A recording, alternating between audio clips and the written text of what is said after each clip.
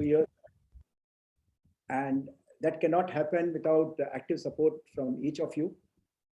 So a lot more is going to be told by our president, dynamic personality, Mr. VK Jain, under whose leadership will be guided at all India level. He's already made few agendas, and he has already made committees. We have so many subcommittees which are going to not only benefit the members assured, but career committee, we have student committee.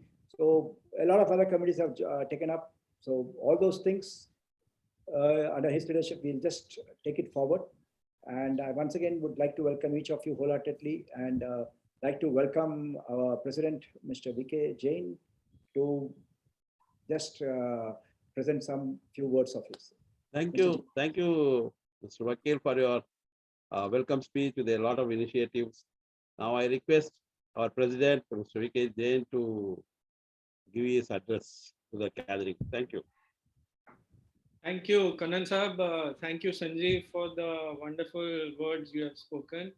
And so, Mr. Sanjeev Vakil, Chairman of the Chennai branch, Mr. Suresh Shenoy, Vice Chairman, Mr. S. Kannan, Honorary Secretary, Mr. Muthuswamy, Treasurer, Mr. S. Ramesh, Dr. Sivaswamy, other office bearers of the Chennai branch, eminent members of the shipping industry who are present here today, colleagues and friends. I'm indeed honored to have been invited to this webinar arranged by the Chennai branch of the Institute of Marine Engineers India, and for having given me an opportunity to deliver my first address as the president of the IMEI. Thank you, sir. Thank you. Chennai has been at the forefront of IMEI activities over the years and has continuously innovated to meet the challenges thrown at it. I remember it was first off the blocks last year when COVID hit us. Numerous webinars arranged by the branch over the last couple of years are indeed testimony to the dedication shown by the Chennai branch committee to help us all to remain connected with our profession despite the tough situation that we are in. I'm excited to see so many faces, not only in the Chennai committee, but also in our current governing council, and happy to report that as part of a change, we have more than doubled the number of subcommittees. That is, from the 6 or 7 which were there earlier, we have now 19 subcommittees. We have every governing council member taking ownership of one subcommittee. Goals and budgets have been defined for each of these subcommittees. And during the last 1.5 months, upon our request, we've had a number of members enlisting for voluntary work within these subcoms from across the country. For the first time, chairmen of each of the branches were also requested to assist in providing names of members who would be interested in working for these subcoms. I'm happy to report that not only has there been a tremendous response, but I'm also happy to share that the Chennai branch chairman and my friend Mr. Sanjeev Vakil has been able to get one of the largest responses from your branch. The concept will be much different from before, and I hope that we will be able to tackle more things with this renewed interest. These far number of members who have volunteered, offered to do voluntary work within the IMEI. Just to summarize and to encapsulate some of the things which we are actively trying to achieve currently are, number one is we are trying to set up a number of international branches, thereby making IMEI a global body from a national perspective. We have set up something in Singapore, and we are now currently working in UK. A number of members are being enrolled in UK by a branch rep over there, Mr. Vijay Jain. We also have Hong Kong, Bangkok, in the UAE. So hopefully before the term is out, we can truly say that the IMEI is a global body rather than just only consisting of national members. We are trying to set up a youth wing for the student members. much like a Rotaract or Interact club. For the students, we can start a mentorship program, soft skill development program, and a number of prizes, etc., number of initiatives, what we plan to take. And the main thing is, if there is a youth wing, the students can very much work within that wing by themselves and for themselves, with support from the parent body of the IMEI. So this is something new. We may require some minor changes in our objectives, etc., but we will plan to do that. Another very exciting thing what we have been talking about within the Governing Council is about members' welfare. Members' welfare activities such as insurance policies, loans, mediclaims, credit cards at good facilities. Members' welfare would also mean taking up of causes for marine engineers with DG Shipping, with the Government of India, etc. Something which we can't do at the moment because they don't form part of our objectives. So we have actually engaged a lawyer. We have got it passed, and we are in the process of trying to bring members' welfare into the ambit of our objectives. Something like what the Institute of Chartered Accountants or the Institution of Engineers have with them. So we just figured that if the other professional bodies can do it, why shouldn't we do it? It may require a little bit of assistance or support to bring about these changes in our AOA, but we will try and go down that road. We are trying also to do a number of other things, developing new courses, tying up with other organizations. We have set up a women membership subcommittee to try and look at women's issues, digitization of our library, digitization of MER, working on business activities, facilitating business activities, that is promoting startups and business portals within the IMEI. I think the list is endless, and we have number of people who have volunteered. We have a number of subcommittees with all these where the work has got divided up. Let us see and hope that we can try and achieve all these activities what we have tried to enlist on paper. So we continuously seek interaction, suggestions, and of course more volunteers to assist us, to help us take the IMEI, to help the IMEI take more issues, to take up more issues for the marine fraternity, marine engineering fraternity. So much for IMEI. Today's topic promises to be an encouraging one. Reliability is all about consistency, and we continuously search for reliability in not only operations and performance of engines, but I dare say in all aspects of life, including relations at home. Being delivered by Mr. V.S. Ramesh Rao, batchmate and friend for decades, along with the other Ramesh, also from my batch, who has organized it. I think, I'm sure that Mr. Ramesh Rao will do justice for the topic. I still remember vividly his last talk on lubricating oil properties. And anyway, with these few words, once again, I thank the Chennai branch for organizing this webinar and for giving me the opportunity to share my views with all of you. Best wishes to you and your families, and Jai Hind, sir. Thank you very much, sir. Thank you very much for your great efforts and initiatives to take the IMEI to a greater height. I thank you once again. Thanks a lot. What all the efforts you are taking, we will all definitely cooperate from our Chennai branch. All the members and the other committee members will definitely cooperate with you. Thank you so much, sir. Now I request Ramesh, IMEI, to introduce Mr. Ramesh Rao. Thank you. Hearty welcome to everybody. So it gives me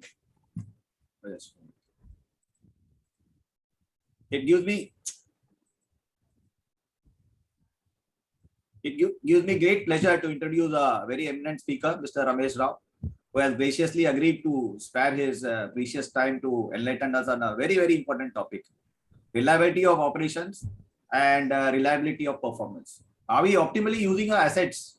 Are our assets being maintained at top-notch conditions and performing to their full potential to ensure reliability of performance and operations? Can we predict deviations and take countermeasures? We are going to hear about all these in a few moments from now. A little walkthrough into Ramesh Rao's career path. A marine engineer by profession from DMET, sailed as chief engineer. Ex-DME surveyor responsible for ships management system certification, business assurance. He held senior positions in Caterpillar Power Systems. He also held senior positions in wind energy since 2005, held senior position in solar energy generation and installations. Presently is a consultant in wind energy development, condition assessment, reliability of maintenance, data analytics and diagnostics. So I'm really delighted to share his name. I am also Ramesh, but you know, the similarity ends there. So hope you sit back, enjoy and get enlightened. Thank you so much. Warm welcome to Mr. Ramesh. Please continue your speech. Thank you so much. Thank you, Ramesh. Thank you very much. Now I welcome Mr. Ramesh Rao to take the rise and continue with his technical lecture. Thank you, sir. Please welcome. Thank you, gentlemen. Thank you for giving me this opportunity. I will now share my screen and then proceed with the training. Yes, sir.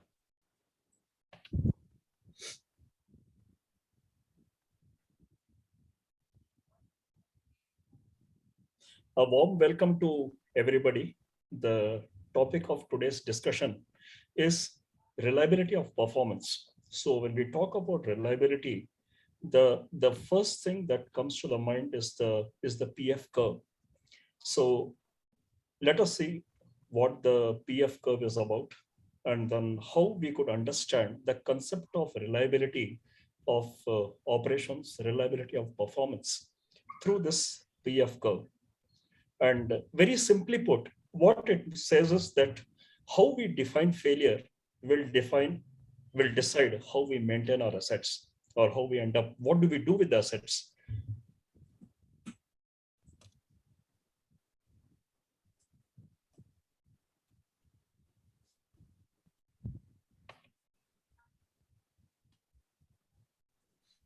A very brief introduction, already been introduced by Ramesh. I started at the sea, then became a DNV surveyor, straddling both sea and land, and then came to the land, then wind, then solar. So I see it as a progression, or rather an evolution. So I have evolved from being a water animal to the one which is now close with the water, land, wind, and sun. And we all know that we had a tough time with respect to the lockdown that we have had, and I just happened to write a book during this period, and then this is what the lockdown has helped me achieve. I wrote a book on asset management excellence for the wind turbines. Sorry if it sounds like a marketing pitch, but can't help it. For last 6 years, I've been marketing my services. And now I'm marketing my book as well for the last 1 year. With the introduction out of the way, let us get to the topic of today's discussion, which is the failure mechanism. Now, mechanical failures, there are 4 major causes of mechanical failure.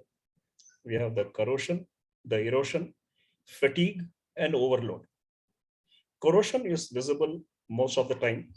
Either it can be traced to the coating standards or the surface preparation standards and the operating environment.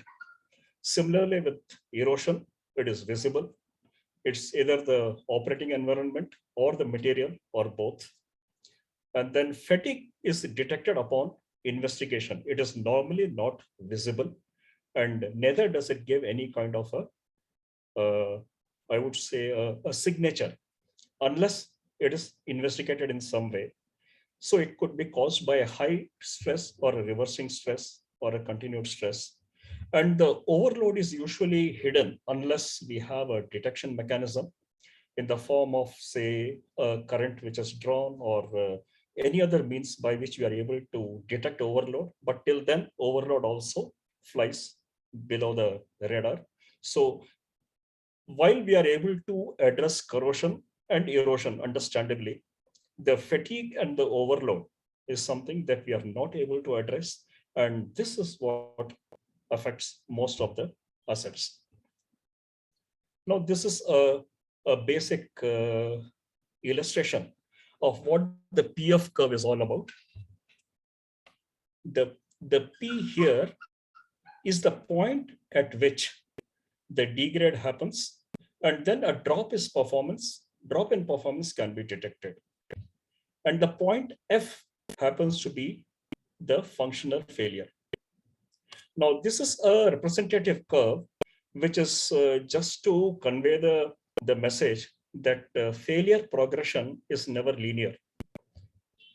While it could take some time from the point of installation and commissioning to the point where a drop in performance is detectable, to the point where the functional failure happens, and then the catastrophic failure happens. So on the x-axis here, we have time, and on the y-axis, let us say the asset condition, or we could also say the output or the performance. Let us call this as the 100% performance. Now, concentrate on this point. This is the functional failure. The functional failure could be defined as loss in performance to the extent that the asset is no longer able to deliver the output that it is intended to. So if we were to look at this, now if we consider the onboard practices as well, we concentrate more on these. The audible sound, if you're able to hear a difference in sound, or we find it hot to touch. So these two, it is considered to be good enough. Sometimes we may go here to this point, but then I'll come here later. Now let us see only this particular sector here, where we have the audible sound and hot to touch, and then functional failure, and a sensory inspection, say mechanically loose, or any other such indicator which says that things are not fine, and then there is some kind of a serious trouble coming along. So this audible sound and thermography, we all have been trained during the watch to feel the crankcase, to touch the pump, to touch the motor, to feel. But it should be understood that while we look for heat and the sound, or a change in sound, it is already too late. The degrade has already happened. The defect is already progressed to a stage where it is difficult to avoid a functional failure. We could probably say that fine, if we are able to hear audible sound, or a situation where it is hot to touch, we could stop the machine and maybe change the bearing, or take some other action, change the coupling as well, realign and operate the pump or the motors. But what we have not considered is the extent of drop in performance that we have had to deal with, that we have accepted as a part of operation.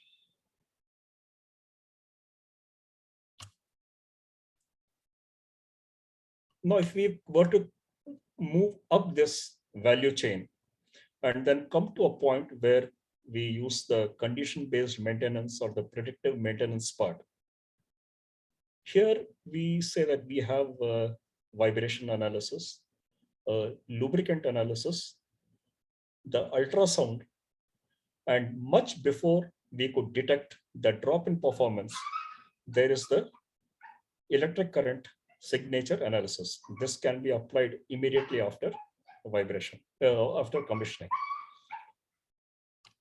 This level, now let us look at the vibration analysis.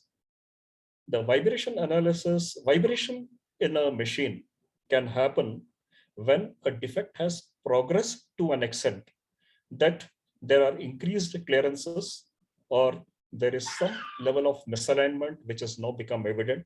So this analysis that I'm talking about, vibration, is the axial vibration. There is vibration in all the three axes, X, Y, and the Z axis.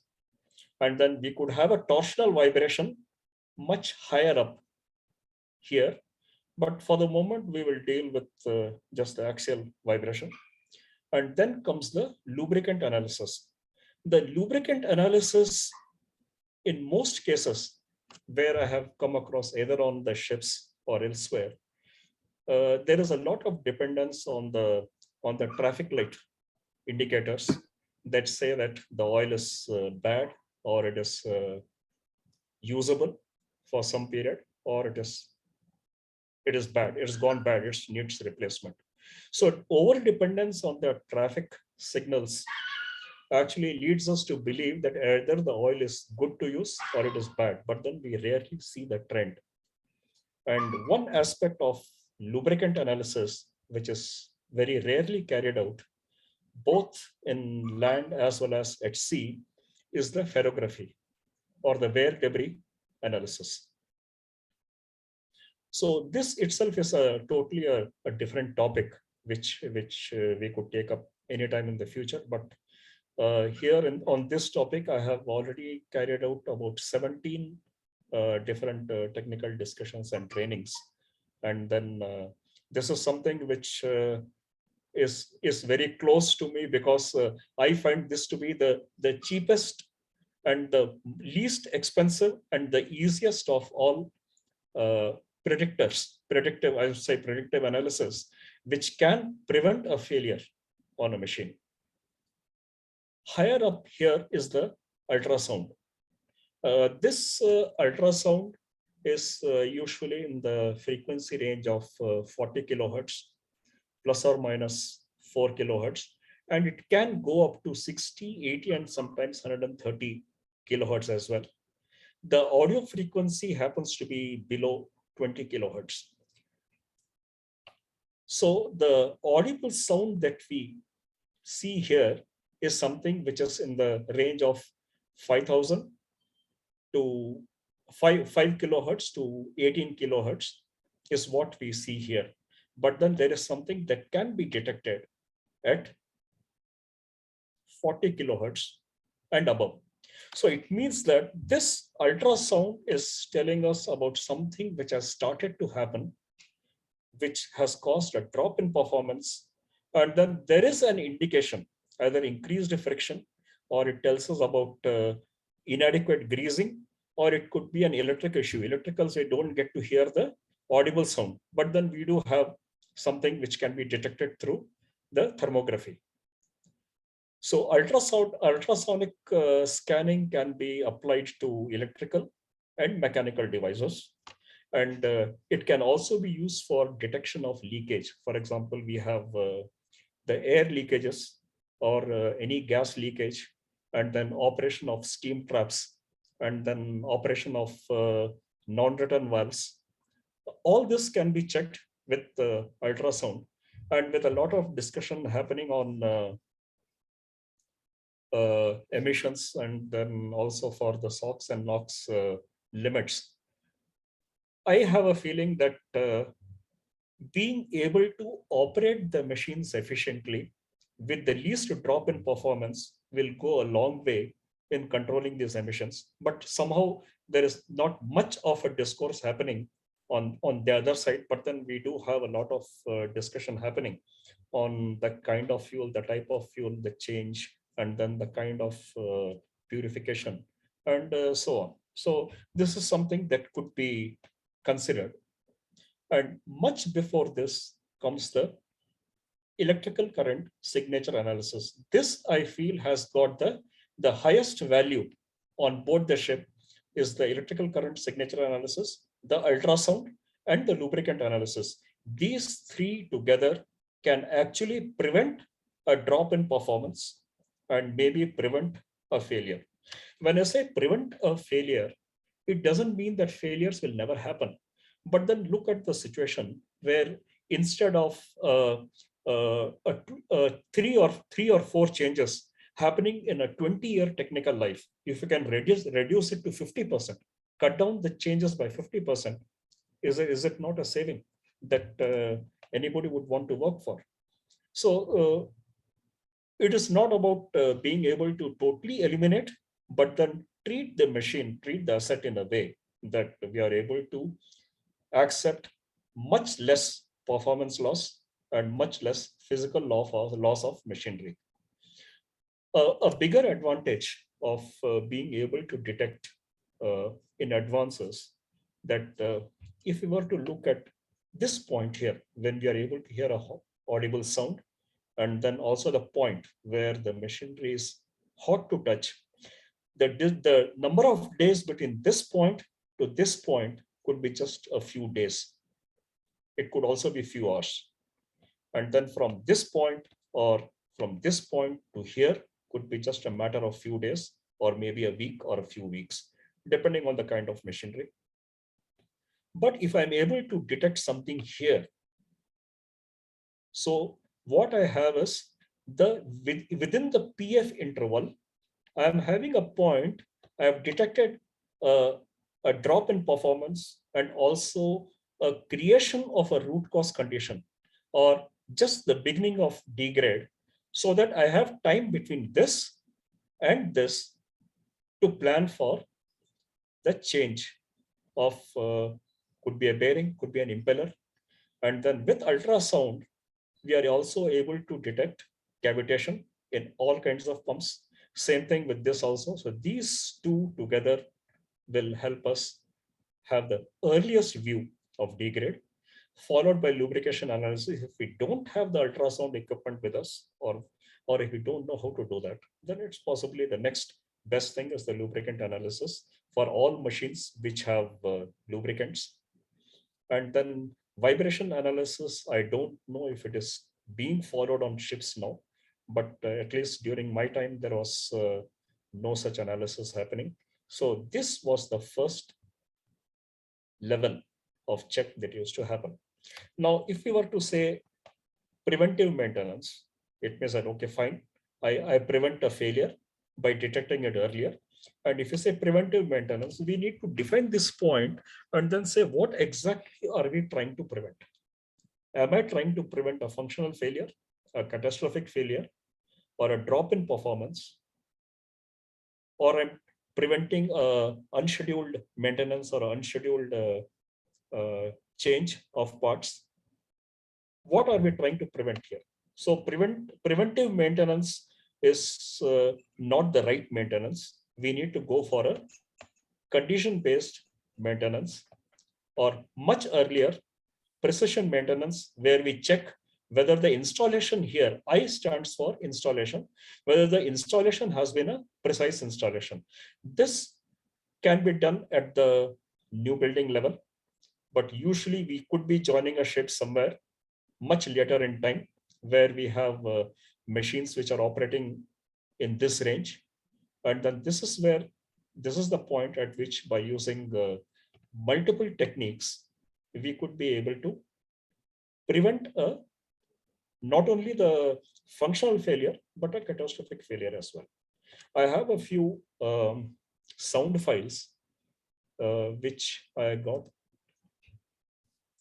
So the first one is a sound of a bearing. Just let me know if you are able to hear this.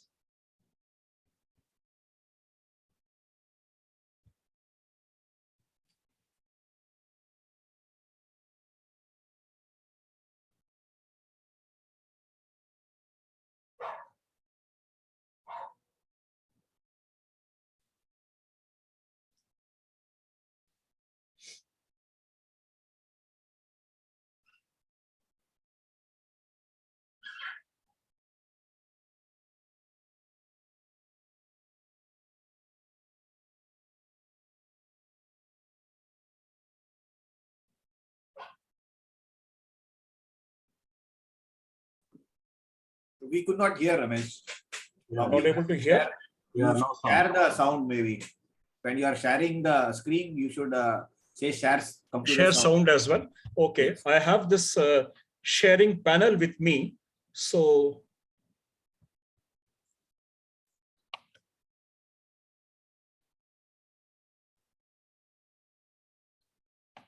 Yes, now the sound is also shared. Yes. Yes.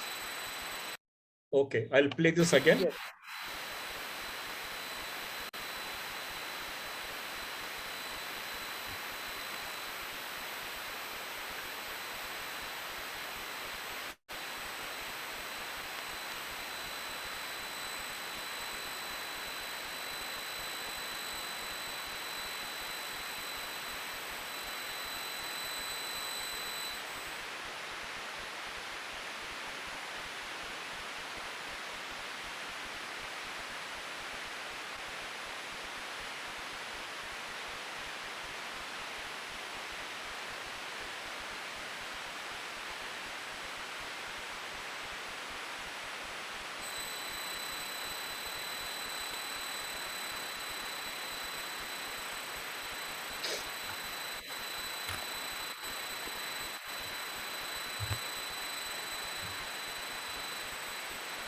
Sir, you are not audible. Can hear the sound. Can hear the sound now? Okay, Yeah, fine. can hear. We can see the difference. Yes. So what did you notice in this? So Yes. for the first 20 seconds, there was a different sound. And something got corrected in between for 20 seconds. And again, from later again, you could hear a same sound again. So this is a noise of the drive end bearing of a generator. And when this noise was heard, so the first impression is there are not many peaks, but there is a continuous noise. And then this is suspected to be a problem with lubrication. So at the 20th second, a little amount of grease was put in, additional grease. So you find that the sound has disappeared, but then it reappears after some time. So this is to say that the sound that we hear at 40 kilohertz, this is not something that can be heard or felt, or neither can we put a screwdriver and listen to this because it is beyond the audio frequency of a human. So this can be found that what the conclusion that we reach is that the sound that is heard is actually a degrade in a bearing, and it is not attributable to greasing.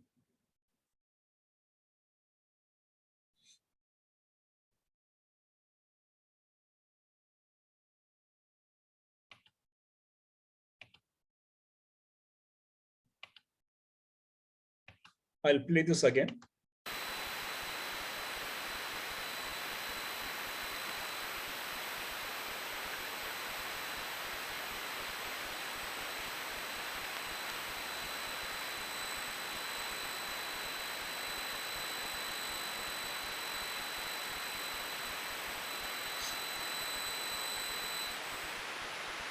This is the point at which the grease is introduced.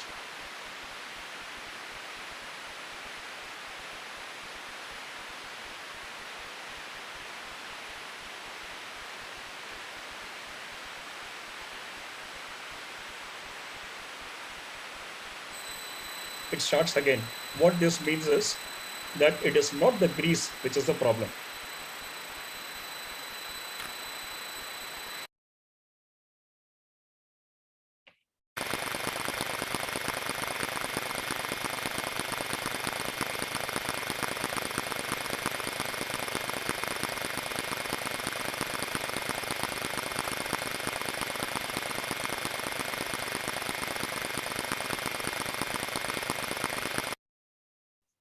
Now, did you hear the second one? Here you are able to find the peaks. Here you are able to see the impacts as well. So what this shows is, which is otherwise not heard by any other means, this has only been detected through the ultrasonic, is that the bearing is already dry, and then there is an extent of damage, some spalling on the rolling elements, and this damage could be on the inner and the outer race also, and then this is something which is beyond redemption. Were you able to hear the second one that I played?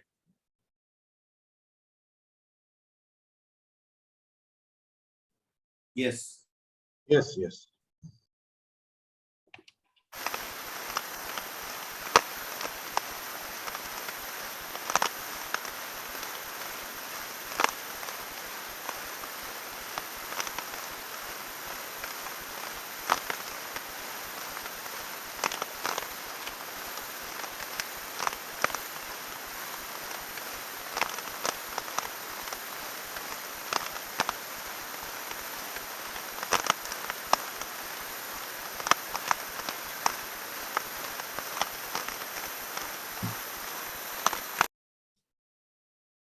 And this, if allowed to operate under the same conditions, this bearing is going to fail. And this noise has been detected at approximately 34 to 36 kilohertz, which is again beyond the human hearing. And this is the electrical. This is more important because not much is heard about the electrical. This phenomenon is called the arcing phenomenon.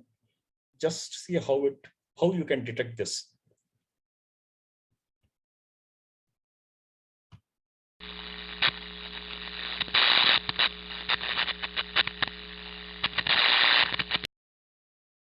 This happens because of gaps, loose connections, the problem with lugs, the way the lugs have been crimped. And in case if a screwdriver or a plier are used for crimping, this could be the result. So if a hydraulic crimping tool or a mechanical crimping tool is not used, we could hear this. But then this can be heard only if there is a ultrasonic check, or if you are going into the sixth sense kind of detection, where the normal five senses just don't work because it is too late in the detection degrade process. Now, the last one is the tracking, which is very common on ships as well.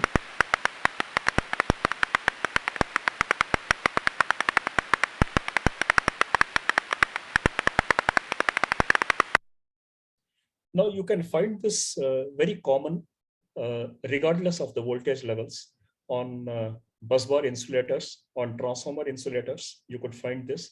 And this is because of the surface contamination due to oily fumes.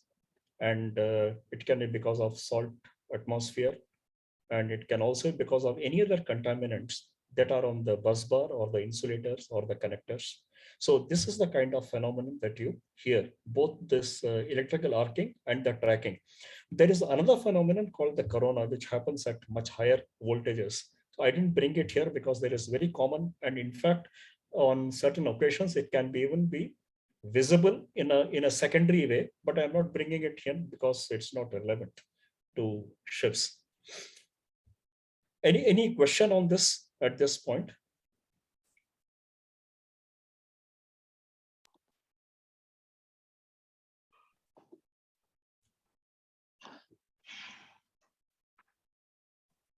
All these sounds are much earlier before a person detects, but here we are unable to detect any external noises because the ship is surrounded full of noise. But how we can identify only this sound? Yes. In other words, how you differentiate between the engine room noise and this? Yes, correct. Thanks. Yes, Thank sir. you. Thank you. Yes, Correct. yes. There are two kinds of probes for ultrasound. So there is an airborne and structure-borne. So when you are detecting a sound from the bearing, then it is a structure-borne sound, structure-borne noise, which is detected. And then the noise in the engine room that you have is is more of an audible noise. But then if you are looking for ultrasound, and if you are structure-borne, then it picks up only from the particular structure. And in case it is something like a gearbox, where you know only the input shaft bearing and the output shaft bearing location, but then in case you have an interstage bearings, you wouldn't know. So in case you are aware of the approximate position of the bearings there in the gearbox, you could detect there also through a structure-borne detection. There is airborne and structure-borne. Now you might ask, where is the airborne detection? Where is it applied? Airborne inspection is applied mostly to electrical and also to air leaks, leakage of air, leakage of gas, and steam leakage is visible. And you use a structure-borne ultrasound vibration also for detection of steam trap maloperation, and also for detection of maloperation in non-return valves, or any valve for that matter. This, you can even hear the expansion valve operating in the air conditioning system. It can be heard. So this, we could also see whether there's any restriction in a passage or if it is a free passage. Those can be detectable through a structure-borne and an airborne detection systems. And this, but yes, sir. How do you correlate the creepage in this tracking with respect to ultrasonic testing? So these are the defect signatures that you can attribute to tracking, to corona, to arcing, severe arcing. And then this is seen through this is a time series. This is a 10-second time series sound file that can be done through a frequency and a spectrum analysis where you check the frequency. So depending on the electrical frequency, whether it's a 50 hertz or a 60 hertz, if you are looking at the peaks and the frequency of these peaks, you'll be able to see that happening every 50 hertz. So if it is electrical in nature. Now the trickiest in this is something where equipment where we have both the electrical and the mechanical defect. For example, say transformers, power transformers. We don't get to see those on the ship, but then on the land, we have both the electrical issues. We could have an electrical problem in a transformer, and we could also have a mechanical problem with respect to the cores, the way it is bundled. So a mechanical looseness there will not be at 50 or 60 hertz, but it will be at a random frequency. So even when I'm checking a vibration, ultrasound scanning is done of a transformer, we can still differentiate between an electrical and a mechanical one. Thank you, sir. Mr. Ramesh Rao, Yes, Mr. Suresh. I suggest that we can keep the question answer in the end if you're comfortable with that. Otherwise, the flow is interrupted. Fine. And I request all the participants, please keep your questions in the chat box or just wait for the question answer session after his lecture is over. Please just keep it in mind, and then he will answer all the questions. Thank you. Thank you, Mr. Ramesh. Thank you, sir. So this is just to let you know application of ultrasound to shipping industries, to the ships, how failures can be prevented. And that really is the preventive maintenance. If we do it at this point, we have allowed a drop in performance. We have allowed the asset to degrade to an extent that a functional failure is imminent. So detecting here is the one which actually is the preventive maintenance. Now this IP interval, this one is, I'll not deal too much with this since it is all to do with the new building. I is the point, installation point, and P is the point at which the degrade happens. Somewhere between I and P is the point where you could be having the commissioning happening. So the immediately after commissioning, within few minutes of commissioning, if you were to carry out electric current signature analysis of all operating motors, then the kind of defects that can be detected could be misalignment, which happens to be nearly 80% of all problems attributable to vibration actually starts at this point with misalignment. And then there's something called the soft footing, where the assembly of the entire connection, say the motor, the coupling and the pump, they are not at the same plane. And then when shims are added or they are not added correctly, then there is something called the soft footing phenomenon, which can cause very severe vibration and then a very quick drop to the catastrophic failure. So this IP interval is one where this has to be applied immediately after the commissioning. Between the I installation and the point, the original design, is the design for reliability, design for safety, design for maintainability, and design for manufacture is what happens here. So we will not concern ourselves with this, and neither with this, but importantly with this part.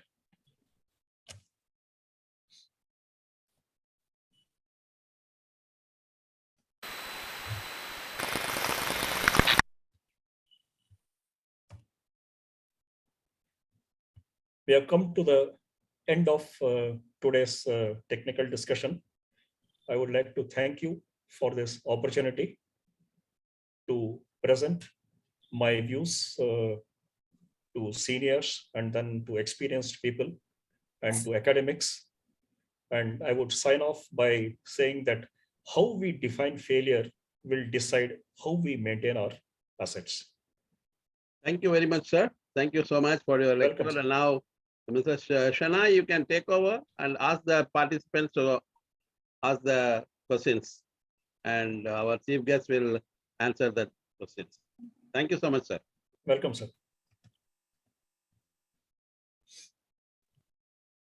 Mr. Suresh. And just stop the screen share, sir, please, Mr. Ramesh, if you don't mind. Shall I stop this? Okay, fine. Okay. Stop. I request all the members to use the chat box for their question answer instead of everybody speaking, so that he can concentrate and what you are asking, and he can clearly explain the doubt. So please type your questions in the chat box. So Mr. Ramesh, 2 persons have already typed. So I will read it to you, then you can answer. First one is by N. Venkateshwaran. His question is, it's presumed that ECSA is done during sea trials in ballast conditions. Could you please clarify? Yes, ECSA, that is correct. The moment the installation happens, and then under the sea trial conditions, the ECSA needs to be done and recorded. And there, see, when I had started sailing, in fact, I had gone for one new ship delivery as well. And then as a DNV surveyor, I had the opportunity of attending one sea trials as well. So ECSA happens to be the right test and the only test to check precision installation. Okay, thank you, Mr. Ramesh. And next question is by Russo. What is the point the maker give BMS? It's not clear. It's not clear to me also. BMS, let me assume it could be periodic maintenance schedule. No. What is the point the makers give? Is he asking that how the makers why do they provide? deciding? Yes. Yeah.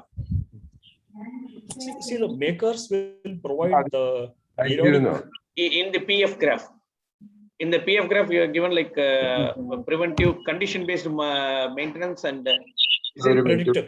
maker maintenance interval before that or after during the condition-based maintenance? Which point? See, this normally we do.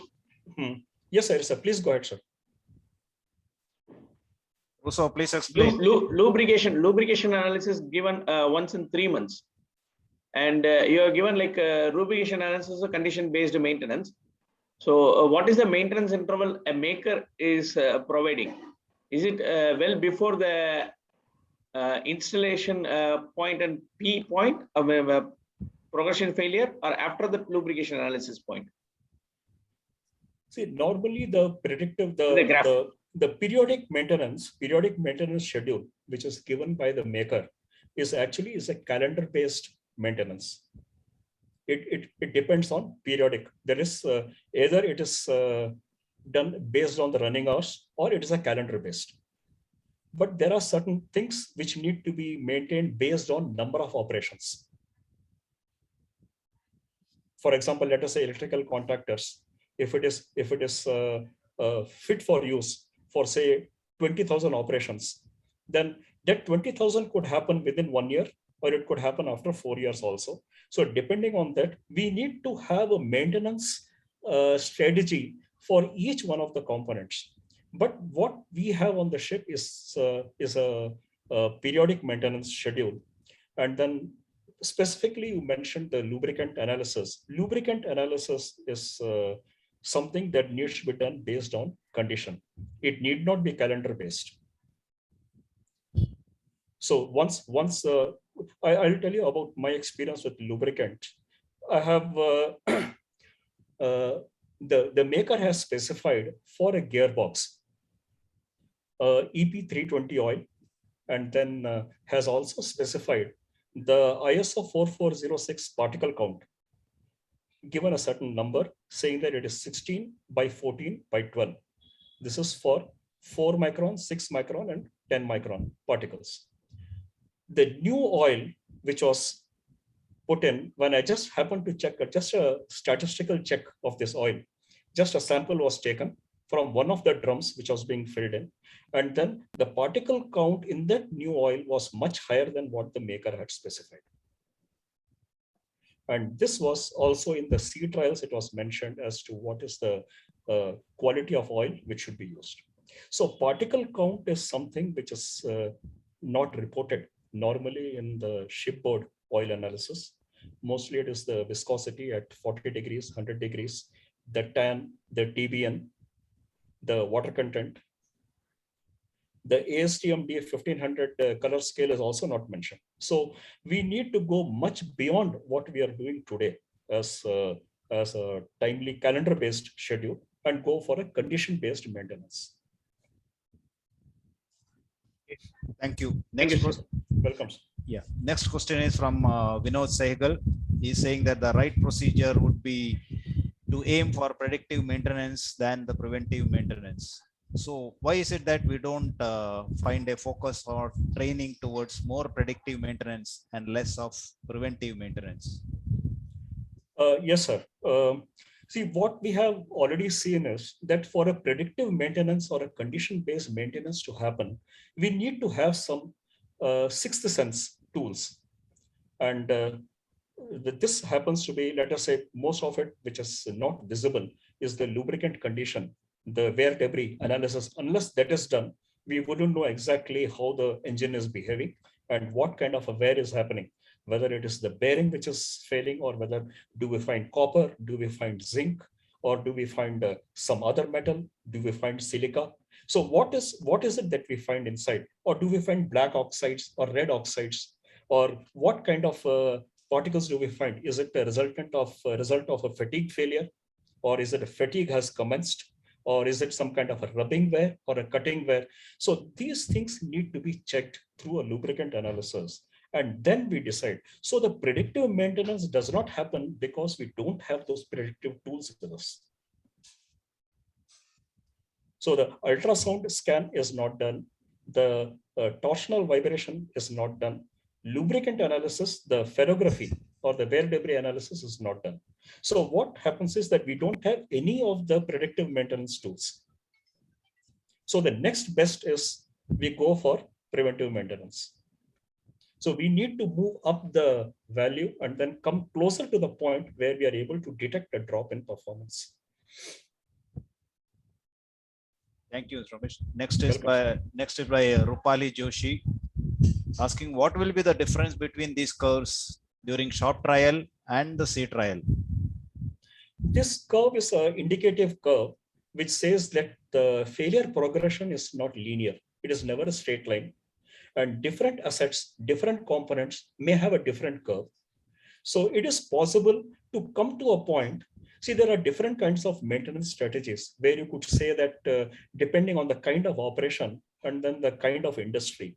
For example, I was in the gas power industry where there is absolutely zero maintenance happening in 1 year.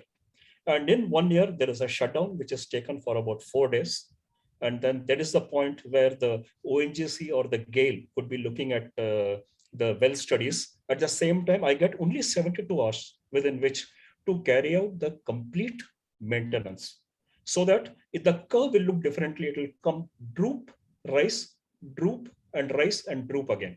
So it means that I take that opportunity much before the functional failure to change the parts and then to change the pumps. There are certain things which are run to failure. There are some which is condition-based maintenance, some that are timely calendar-based maintenance, and some of them are statutory kind, some of them are safety kind.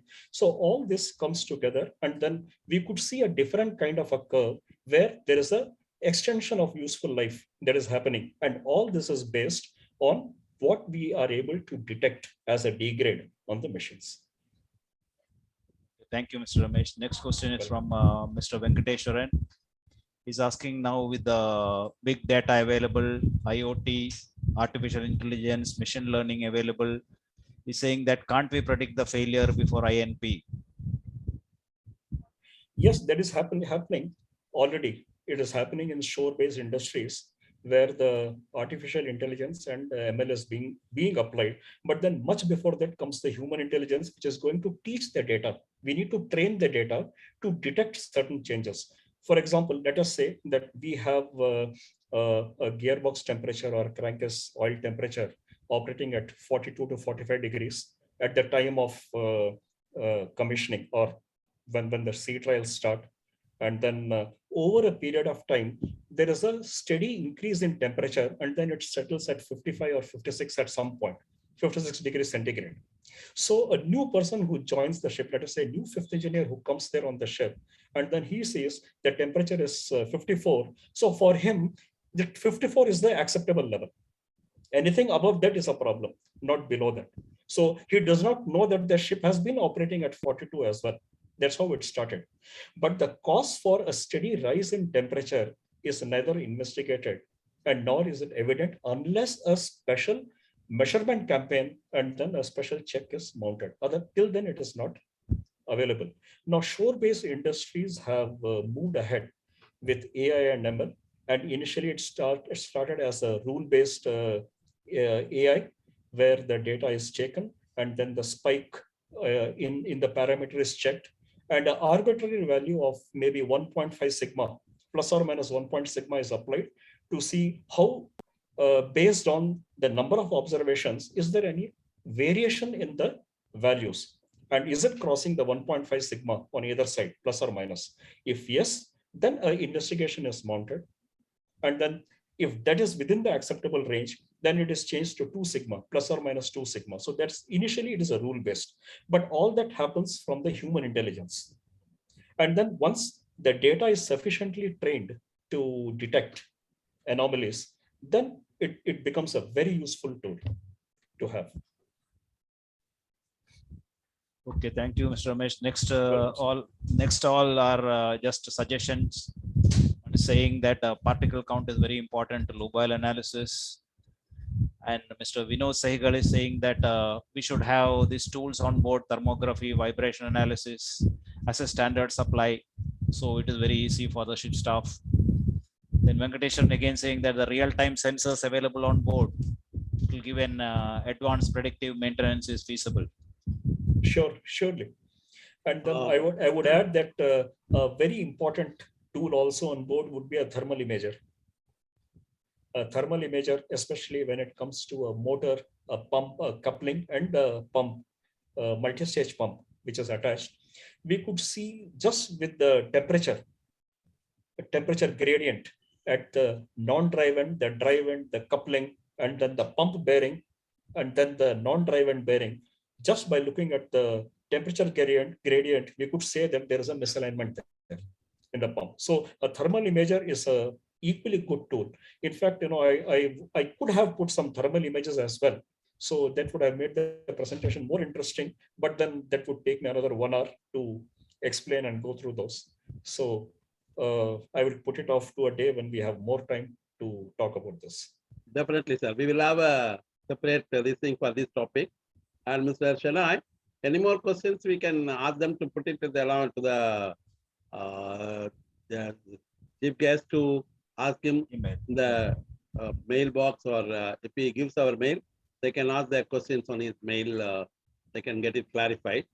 Now let us wind up, and then it's time for Chairman sir, Vakil, can I say what are thanks? Yes, please go ahead. Okay, it's time for saying what are thanks. It is my great privilege and pleasure to say what are thanks to all the people here. My sincere thanks to our chief guest, Mr. Ramesh Rao, the eminent speaker who gave us a valuable and very thought-provoking lecture on reliability of operation and reliability on performance, which all our young marine engineers to know and learn. That is what now we are all almost here. People are all almost senior people are sitting here. I have not seen any youngsters. I think one Gopi is there, Gopi, he's an engineer. So I request all the young engineers to learn from this. I think it is required for them for this about 2 topics of the reliability on their performance as well as the operation. Thank you very much, sir, for your valuable lecture. Thank you very much. Welcome, sir. It's my privilege. Thank you very Thank you.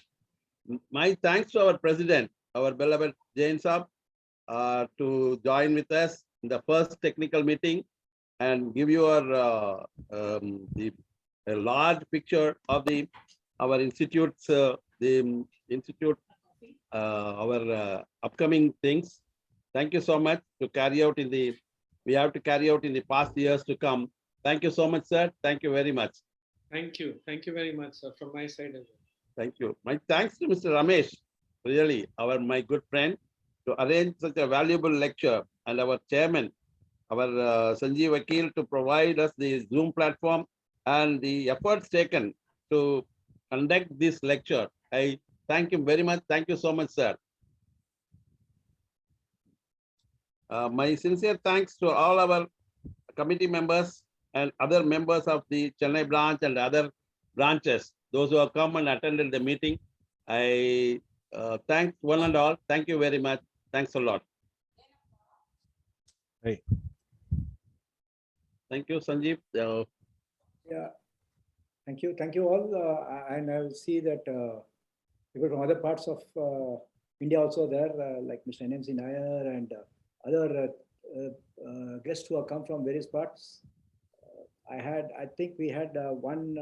Cochin chapter chairman is there. Mr. Krishnangutti is there. Yeah, Mr. Krishnangutti is there, and we had one lady, also Ms. Rupali, I believe, and thanks to all. I think it's just a short notice of 48 hours. I think we have had about 40 I saw, but then we will try to expand. The whole intention is we'll try to expand and we'll try to have all the chapters and branches connected and being online. Let's see if we can reach a figure of 200, 300 in few months. Let's start. Right. Thank you all, Jain sir. Thank you very much, and Mr. Ramesh Rao sir. Thank you. Thank you. Good day to you. Thank you also. Thank you very much, Ramesh. Thank you very much, Ramesh IMEI. Thank you. Thank you, sir.